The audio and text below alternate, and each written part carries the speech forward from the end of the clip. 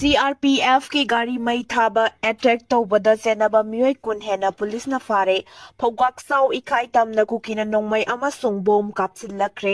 Central force की एसपर अमना नहा अनीना तोंगलगा लाकपा गाड़ी मसादा थेंजिलबी हाइबगी वाहौदा ngarang numidang torbungda miyamna irang haurakna CRPF की गाड़ी मई थाखरे मदुदा सुनतना security force सिंगदा attack चथरखरे नुमित Keck ताबगा ngang saknaba yadaba naha kaya na khulingduna leiriba Churasanpur district headquarter da numit khudingi irang thokli irang thohan ba yaba wangangi haibagidama Podre gangte ko ba miwe amagi mathakta FIR lokhat piu haina lunminglang gangte ko ba amana Churasanpur police station da FIR thangalakhi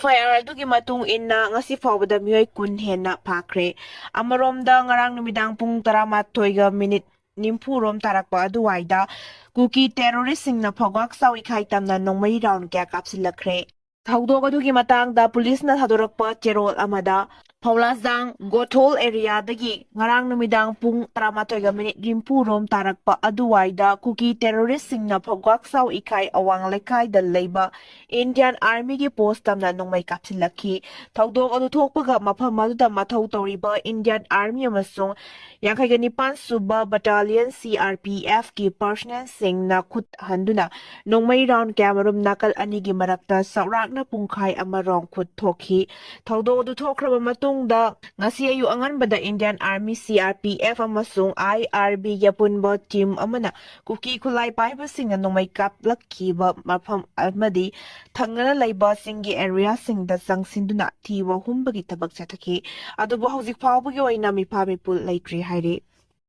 Moreh Kuki Singna Kabuinaga Singna Tongba SUV Gari ama Thugaikhre ngarang numidang pung 8:30 rom taba matamda Indo-Myanmar border town ama oidiba Moreh da Kuki Singna Kabuinaga community singa tonglaga lakpa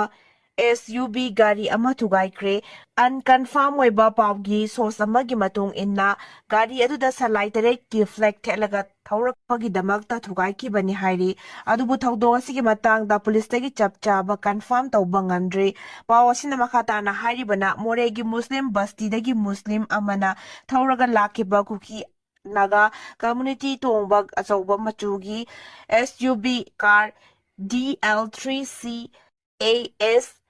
4376 adu Muslim bastida khamduna leiringaida kuki kangbugi miyoi kaya karda changsilaklaga thugairam kibani thawdok aduna gari adugi maningi mingselgi saruk ayamba kaiduna amang ata thokre adubu kuki gi miyoi sing aduna kabuinaga community gi miyoi sing adudagi khuthabagi thawong sing chatharamde chathariba thawdok asina Moreh asi ain leitaba lamdam amaga chap manana kuki singna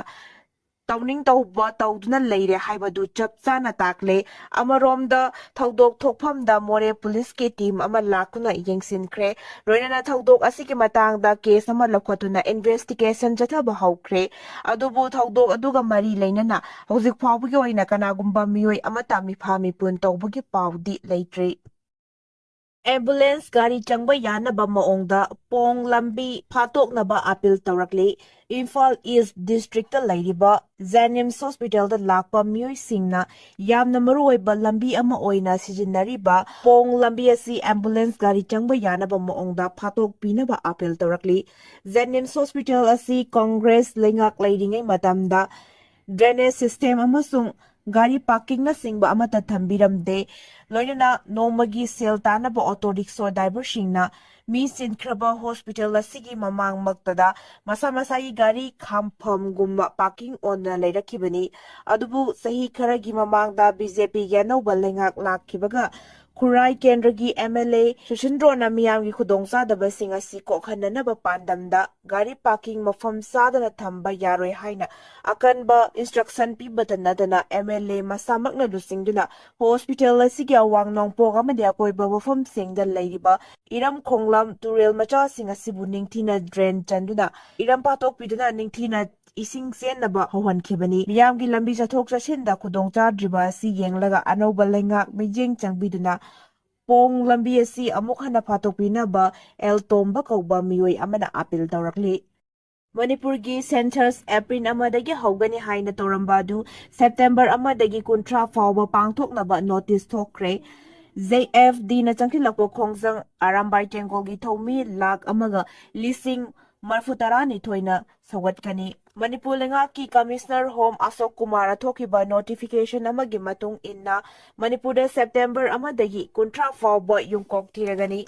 Mamangda Register General and Census Commissioner Sri Tunanjay Kumar Narayan na January 3 thokiba notification amagi matung inna lebak asigi state amadi union territory pumnamakta chahi asigi April amadagi numit kuntrani chumna yungkok thibagi thabak chathagani haina phongdokibani. Home Commissioner na nangothorakkiba notification asigi matung inna mamangda Register General and Census Commissioner da thokiba notification adu chanaroi sahi asigi September amadagi hauraga September kuntra fawba numit kuntra ni chumna yungkok thibagi thabak paikhatpaga loinana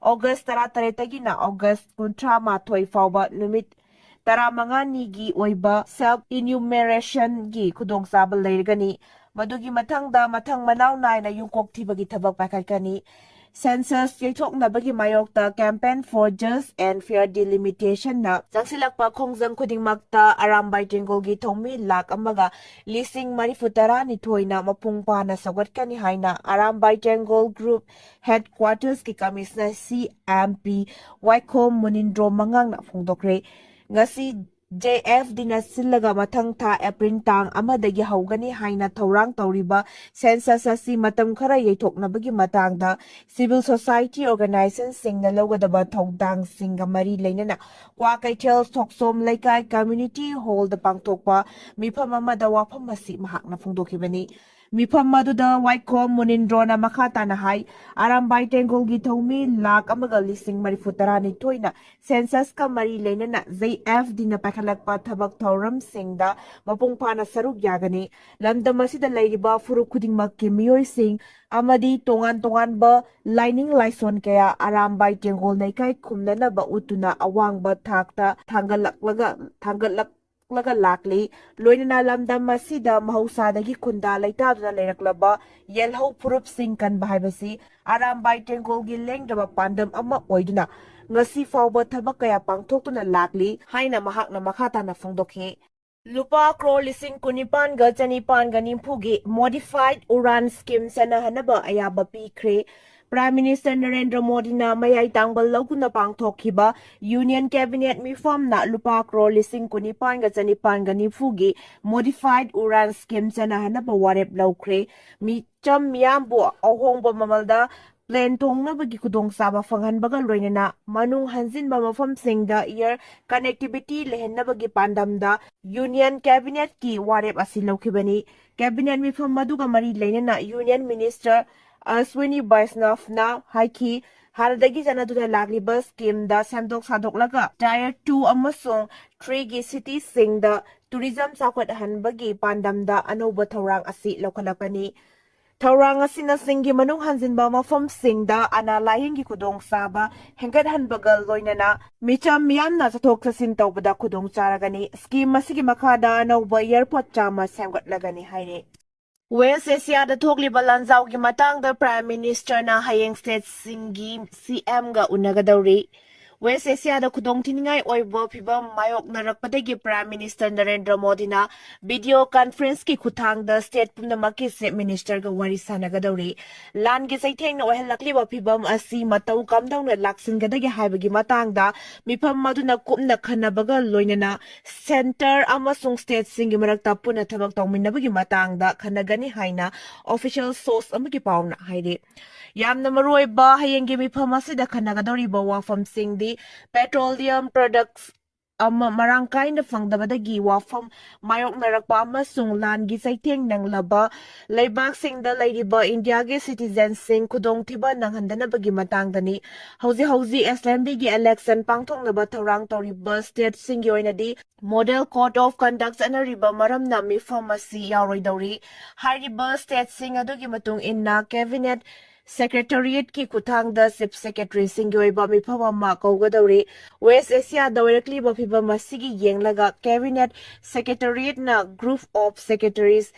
GOS taret senkhibaga loinana senior official humpu manga security, economy, energy, fertilizer, essential commodity matangda khanghankrabani tongan ministry singdagi mihut jawba group taret aduna defense external affairs amadi internal affairs ka mari leinaba thabak thoram sing pakhat kadori foreign secretary Bikram Misrina lusingba aduda home secretary Govind Mohan amadi DK secretary Rakesh Kumar Singh na chingba yauri Iran gi lan marakta Russia na Ukraine da drone lising lomgi mathakta landakre US Israel amadi Iran gi marakta kanwa moong da lan soknaringe gi cherak asida Russia na su yamna tamthiba moong da amukta da drone lising ama Henna sizinaduna Ukraine da landakre hairi Russia na chatharakiba drone ge attack aduda Ukraine da punna miyoi nimpu rom asoka pandangkraba miyoi nimpu rom aduda pikliba angang mga amasu yawi US ka songnariba lan asida Russia na Iran da drone gi mateng pangi haina su Ukraine na chawna maral sirakre US na Iran bu apangba siraduna amuk hana tamtiba moongda landarakpa yai US na Iran bu apangba siraduna amuk hana tamtiba moongda landarakpa yai haina experts sing na pungdurakli Axios ki report amagi matungina US amadi Iran ga lan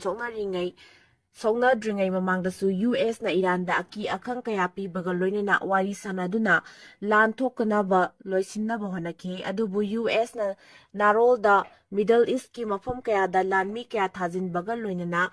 lan gi khulai kaya deploy tawsinduna thamjin lamkibani haujiksu US na lan asi loisinanaba Iran ga wari sanari hairiba si US ki akhannaba lalong ama oirangani hairi